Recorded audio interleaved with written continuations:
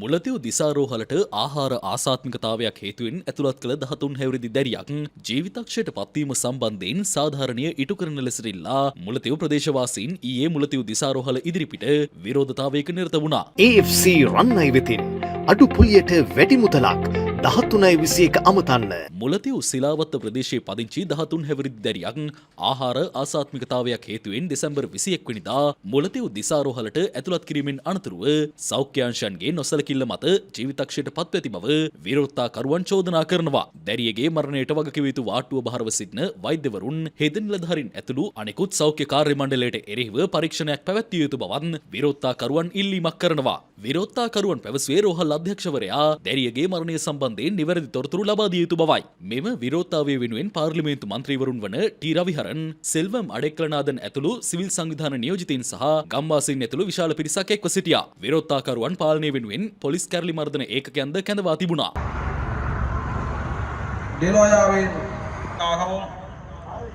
உயிரிழப்பு ஏற்பட்டதற்கான காரணத்தை இல்லாமல் உயிரிழந்ததற்கு நீதி கோருதல், அதே போன்று இன்னும் ஒரு பிள்ளைக்கு ஏற்படக்கூடாது, உயிரிழப்பு ஏற்பட்டதற்கான காரணத்தை இல்லாமல் செய்தது, இதுவே கவனிப்பு போராட்டத்தின் நோக்கமாகும்.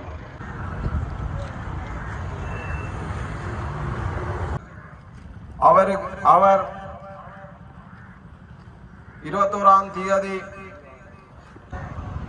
ETU அதாவது தீவிர சிகிச்சை பிரிவில் அனுமதிக்கப்பட்டார். அவரது சாதாரண ஒவ்வாமை சிறுமி என்பதால் அதற்குரிய அவர் தீவிர சிகிச்சை பிரிவு வைத்தியர் 4.5 மில்லிகிராம் அட்ரன் பிரச்சனை இல்லை, 4.5 மில்லிகிராம் ஏற்றலாம் என்று கூறினார். 10-20 வரைக்கும் அவர் இறந்ததாக பின்னர் கூறப்பட்டது. நம்பி நாங்கள் அந்த மகஜரை முதலாவதாக அவருக்கும் தொடர்ந்து இணைந்து செய்யும் இந்த கவனஈர்ப்பு போராட்டத்தில் சிலாமை காரணமாக அவசர தீவிர சிகிச்சை பிரிவில் அனுமதிக்கப்பட்டிருந்தார்.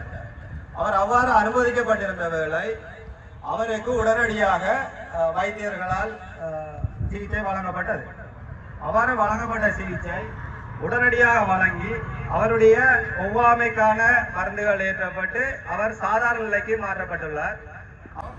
ஆகவே எங்களுடைய இந்த கோரிக்கை இன்னொரு கோரிக்கையாக நாளை பல்வேறு வைத்திய நண்பர்களோ என்னுடைய நண்பர்கள் கூறியதன்படி காப்பாற்றாமல் அவருக்குரிய தண்டனையை வழங்கி அவரை இந்த வைத்தியத்துறையிலிருந்து நீக்குவதே மக்களுக்கு நடந்த கொலை தொடர்பான உண்மைத்தன்மையை பணிப்பாளர் மக்களுக்கு வெளிப்படுத்த வேண்டும்.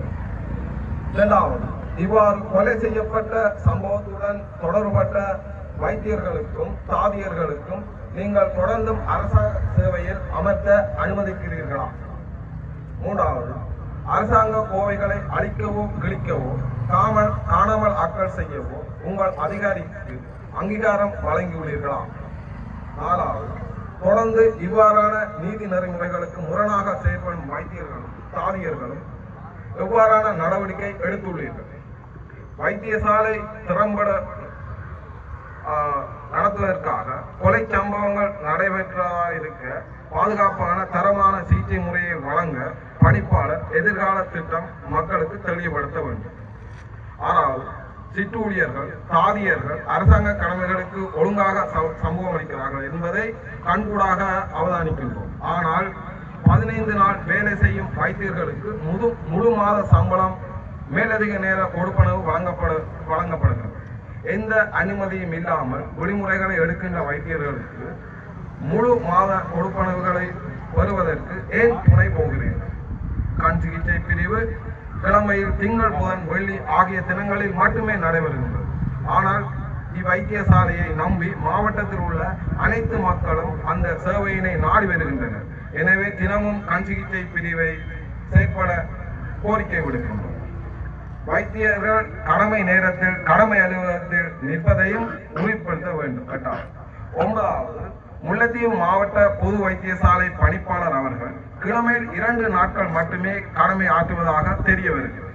மீதி நாட்களுக்கான வேலையை வைத்தியசாலையினுடைய நிர்வாக உத்தியோகஸ்தர் AO ஆற்றுகின்றார். இந்த நிர்வாக உத்தியோகர்களின் முறைகேடான நடவடிக்கையினால் மருத்துவ சமூகம் பெரும்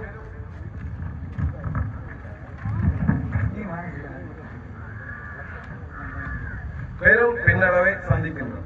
அத்துடன் இந்த வைத்தியசாலையில் அரச ஊழியர் ஒருவரை தனது வீட்டு பணிக்கும் நிர்வாக உத்தியோகத்தர் அமர்த்தியுள்ளார். இக்காலத்திலும் இவ்வாறு நடைபெறுவது உடன்படுகிறீர்களா?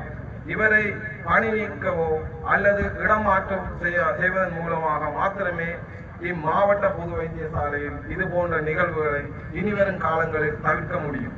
இவற்றுக்கான உடன் பதிலை நமது மக்களுக்கு தெளிவுபடுத்தப்படும். முல்லைத்தீவும் மன்னாரும் இன்று வரை ஏனைய மாவட்ட மருத்துவமனைகளுக்கு நிகராக இல்லை. வளங்களில் இன்னும் சமத்துவமற்ற நிலைமை. இது பற்றி நாங்கள் பாராளுமன்றத்தில் தொடர்ச்சியாக கலைத்து வருகின்றோம். அதற்குரிய விடை கிடைக்கும் என எதிர்பார்க்கின்றேன். எங்களின் பிள்ளை டினோஜாவின் மரணம் ஏற்றுக்கொள்ள இயலாது. மருத்துவமனைக்கு உள்ளும் புறமும் பலராலும் மருத்துவமனை மீதான முறைப்பாடுகள் முன்வைக்கப்படுகின்றன. அதிக அளவாக மருந்து பிள்ளைக்கு வழங்கப்பட்டமையே மரணத்துக்கு காரணம் என பலரும் குற்றம் சாட்டுகின்றனர். பிள்ளையின் மரணத்துக்கான நீதியான விசாரணை மேற்கொள்ளப்பட வேண்டும். மருத்துவர் உள்ளிட்ட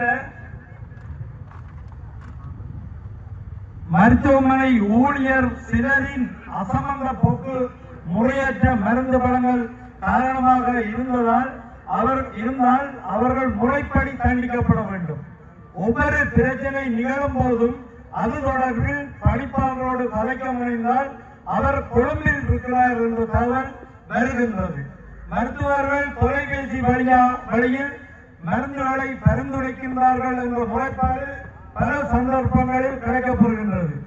இறுக்கமற்ற நிர்வாக நடைமுறை மேற்படி மருத்துவமனையில் நிலவுவதாக உள்ளிருந்தும் சில முறைப்பாடுகள் கிடைக்கப்படுகின்றன. முன்னைய காலங்களில் இருந்த பணிப்பாளர்கள் மிகவும் பற்று உறுதியோடு பணிபுரிந்தார்கள். மருத்துவத்தை மதித்தார்கள். மருத்துவத்தை உண்மையாக மக்களுக்கு பயன்பட செய்தார்கள். ஒரு மரணமேனும் நிகழ்ந்துவிடக் கூடாது என இரவு பகலாக உழைத்தார்கள். இப்போதுள்ள நிர்வாகம் அந்த இறுக்கமான நடைமுறைகளில் இருந்து விலகி விடுகின்றதோ என எண்ண தோன்றுகின்றது. இங்கு கூடியிருக்கின்ற அவ்வளவு மக்களும் ஓரிருவர் தூண்டுதலால் வந்து சேர்ந்தவர்கள் அல்ல. ஒவ்வொரு சந்தர்ப்பத்தின் போதும் அசமந்த போக்கோடு மருத்துவ சேவை வழங்கப்படுவதில் அனுபவப்பட்டு இந்த பிள்ளையின் மரணத்திலும் அத்தகைய பிழை ஏற்பட்டிருக்கும் என்று ஆழமாக நம்புகின்றார்கள். அரசு இதில் உடனடியாக தலையிட்டு நீதியான விசாரணை நடைபெற வழிபட வேண்டும். தவறிழைத்தவர்கள் தண்டிக்கப்பட வேண்டும். உணவு ஒவ்வாமையால் ஒரு மரணம் சம்பவிக்கின்றது என்பதை எங்கள் அனைவராலும் ஏற்றுக்கொள்ள முடியவில்லை. இவர்களுடைய தவறுகள் தான் காரணம். வீட்டில் இருந்தும் விடுதியில் இருந்தும் தொலைபேசி வழியில் மருத்துவம் பார்ப்பது இங்கு அதிகரித்திருப்பதாக மக்கள் முறையிடுகின்றனர். ஒன்றை யோசிங்க, இந்த குணமாக வேண்டும் என்றுதான் மக்கள் வருகின்றார்கள். வைத்தியசாலைக்கு குணமாக போகணும் என்ற நிலையில் வருவதில்லை.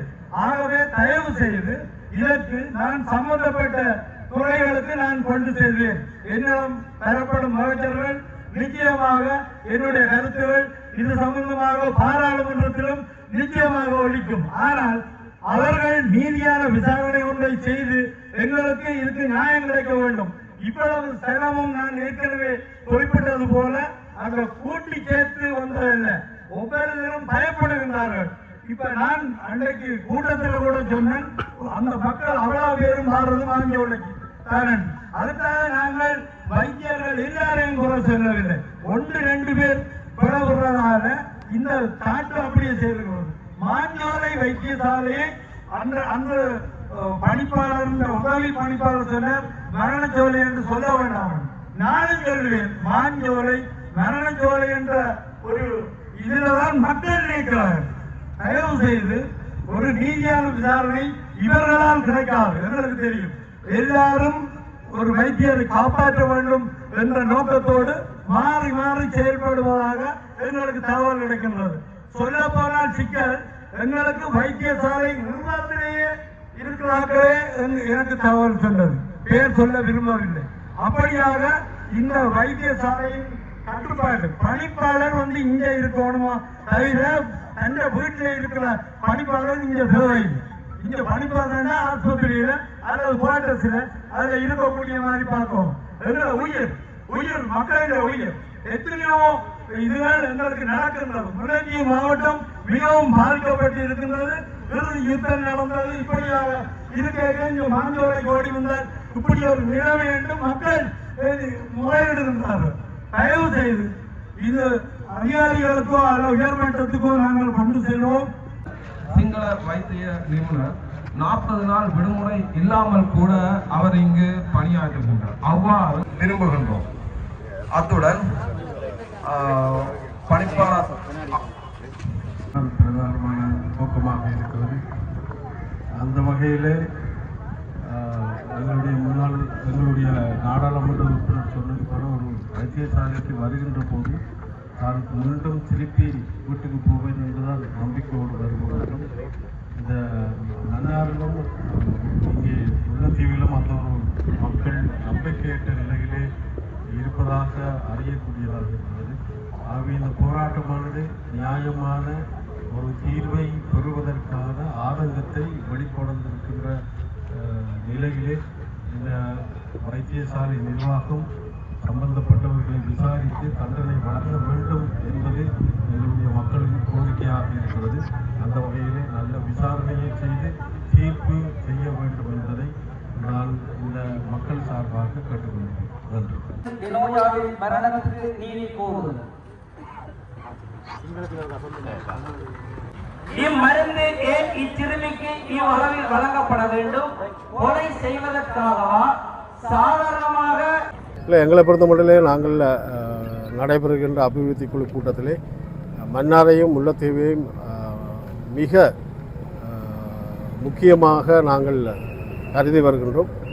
நாடாளுமன்றத்திலும் சுகாதார அமைச்சரிடமும் இந்த போரால் பாதிக்கப்பட்ட 2 மன்னார் முல்லைத்தீவு வைத்தியசாலைகள் உண்மையிலே சரியான முறையிலே செயல்படுத்த வேண்டும் என்ற கோரிக்கை பல வழிகளிலே வைத்திருக்கிறோம். என்னை பொறுத்த மட்டிலே மன்னாரும் வவுனியா போரால் பாதிக்கப்பட்ட இந்த மன்னார் முல்லைத்தீவு நிச்சயமாக இந்த வைத்தியசாலைக்கு வருகின்ற மக்கள் நம்பிக்கை உடையவர்களாக வரக்கூடிய வாய்ப்புகளை பெற்றுக் கொடுப்பதற்காக நாங்கள் பல முயற்சிகளை செய்து வருகிறோம், இன்னும் செய்வோம். அடுத்த ஜனாதிபதி மன்னாருக்கு வந்த நேரம் நாங்கள் 2 பேரும் முல்லைத்தீவு வைத்தியசாலை சம்பந்தமாக நாங்கள் உரையாற்றியிருந்தோம். அந்த வகையில் எங்களுடைய இந்த வன்னி மாவட்டத்தில் இருக்கின்ற பிரதானமாக முல்லைத்தீவையும் மன்னாரையும் நாங்கள் கரிசனையோடு இந்த வைத்தியசாலையை மேம்படுத்துகின்ற செயல்பாட்டை நாங்கள் செய்து வருகிறோம் என்பதை நான் இங்கே குறிப்பிட விரும்புகிறேன். செல்வி டினோஜா அவர்களுடைய வேதனை, இறப்பின்ற வேதனையை தாங்க முடியாமல் மக்கள் இன்று பெருமளவில் ஒன்று கூடி மாஞ்சோலை வைத்தியசாலைக்கு முன்பாக இந்த கவன ஈர்ப்பு போராட்டத்தை நடத்தி இருக்கின்றார்கள். நான் ஏற்கனவே உரையாற்றி விட்டேன். இருந்தாலும் சில கருத்துக்கள். வைத்தியசாலை நிர்வாகத்தை நாங்கள் ஏற்கனவே இப்படியெல்லாம் பிழை சொல்லல. பல தடவை பல சம்பவங்கள் பிழையாக நடக்கின்றது என்ற கருத்துகள் மக்களால் தான் சொல்லப்படுகிறது. பல பேர் தாங்க முடியாமல் வெளிப்படுத்துகின்றார்கள்.